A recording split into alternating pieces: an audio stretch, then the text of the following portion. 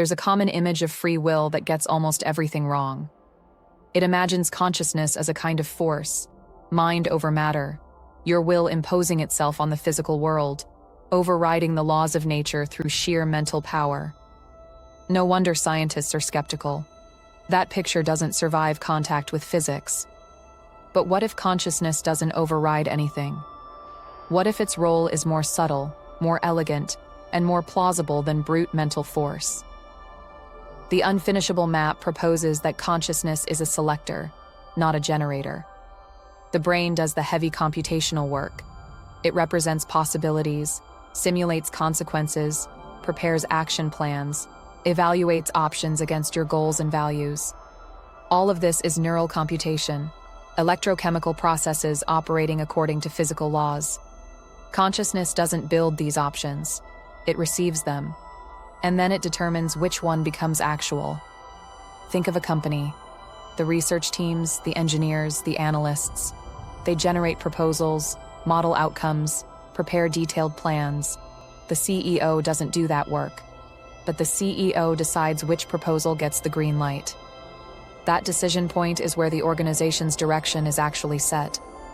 Remove the CEO and the proposals still exist.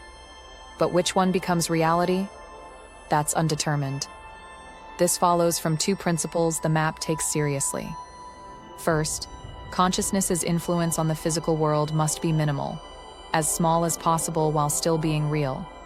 Not because consciousness is weak, but because excessive influence would violate measurable physical constraints. Second, that influence must be genuine. Consciousness must actually affect outcomes, not merely observe them. The resolution: consciousness exerts just enough influence to select among options that physics has already prepared. Quantum mechanics provides the opening. At the fundamental level, physics specifies probabilities, but not which outcome occurs. When a superposition collapses, physics determines what could happen and how likely each possibility is. But which possibility becomes actual? Physics doesn't say. This is not a gap we've failed to fill. It's a gap that determinism cannot close in principle. Consciousness operates in that gap. It doesn't inject energy. It doesn't violate conservation laws. It doesn't contradict any physical equation. It determines outcomes at precisely those points where physics specifies probabilities, but not results. The implications reshape how we think about the mind. Most of your cognition is non-conscious scaffolding. The creative generation of alternatives, the evaluation of consequences, the preparation of motor programs. These are brain processes you never experience directly. What reaches consciousness is the curated set of options ready for selection. This means the channel through which consciousness influences the world has limited bandwidth, and that matches experience perfectly. Working memory holds about 7 items. You attend to one thing at a time. Choosing feels effortful. You can only make so many decisions before fatigue sets in. These aren't failures.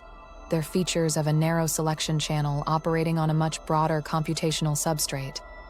It also means that free will is primarily about which branch is realized, not about generating branches. The brain generates the decision tree. Consciousness determines which path through it becomes actual. Critics might ask, if consciousness only picks from pre-made options, is that really freedom? But consider what's actually involved in that selection. It's reasons guided. You choose based on what matters to you. It involves genuine effort. The phenomenology of weighing alternatives isn't illusory, and it produces outcomes that physics alone doesn't determine. That's not diminished freedom. That's precisely what freedom requires.